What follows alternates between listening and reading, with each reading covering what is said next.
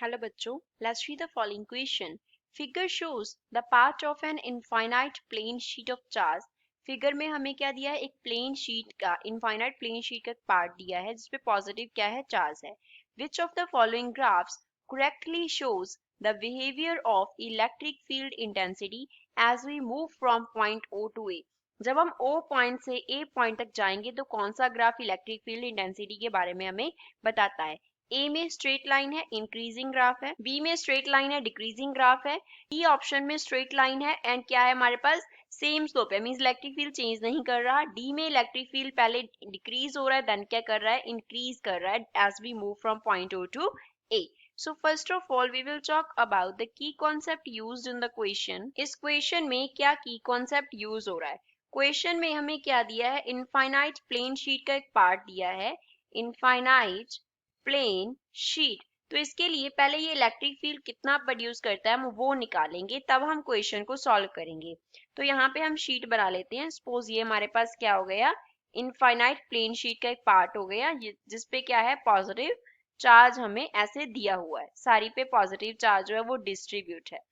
अब इसके through suppose हमारे पास एक सिलेंड्रिकल जो गजियन सरफेस है वो क्या कर रहा है, ऐसे पास कर रहा है. ये हमने क्या कंसीडर किया है, गजियन सरफेस कंसीडर किया है, गजियन सरफेस. तो इसका जो क्रॉस सेक्शनल एरिया है उसका जो ऐसे हम रेडियस है उसको कैपिटल आर कंसीडर करें तो क्रॉस सेक्शनल एरिया कितना होगा, क्रॉस सेक्शनल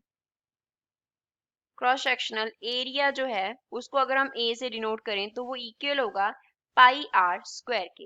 अब अगर हम गॉसेस लॉ की डेफिनेशन देखें, गॉसेस लॉ का हम डेफिनेशन देखें तो वो हमारे पास क्या होता है, surface integral of electric field जो है वो इक्वल होता है किसके, charge enclosed by the surface upon permittivity.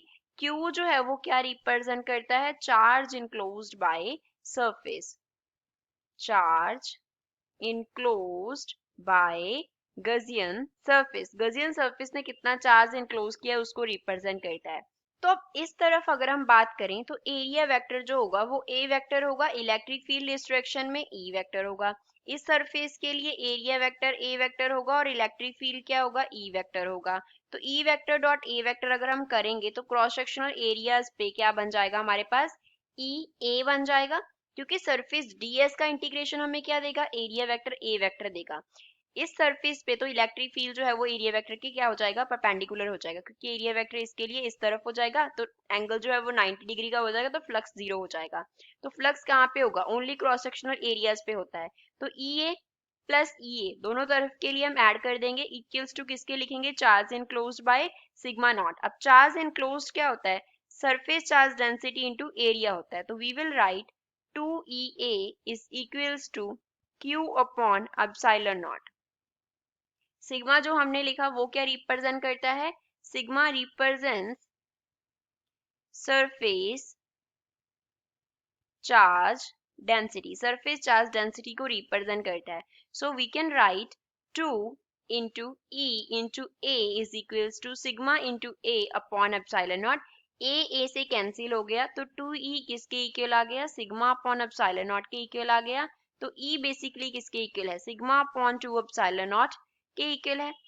तो सिग्मा अपॉन 2 एप्सिलॉन नॉट ये तो कांस्टेंट फैक्टर्स हैं, ये वेरी नहीं करेंगे. तो इलेक्ट्रिक फील्ड क्या रहेगा, उसका एक कांस्टेंट वैल्यू होगा, इलेक्ट्रिक फील्ड का वैल्यू क्या होगा, कांस्टेंट, तो वो वेरी नहीं करेगा. तो गिवन ग्राफ्स में से सी इसका क्या आएगा, करेक्ट आंसर आएगा हमारे पास. ये इलेक्ट्रिक फील्ड जो है वो ओ से ए तक जाते हुए वेरी नहीं करेगा, उसका वैल्यू कांस्टेंट रहेगा. So C is the final answer for the given question. I hope you understood well.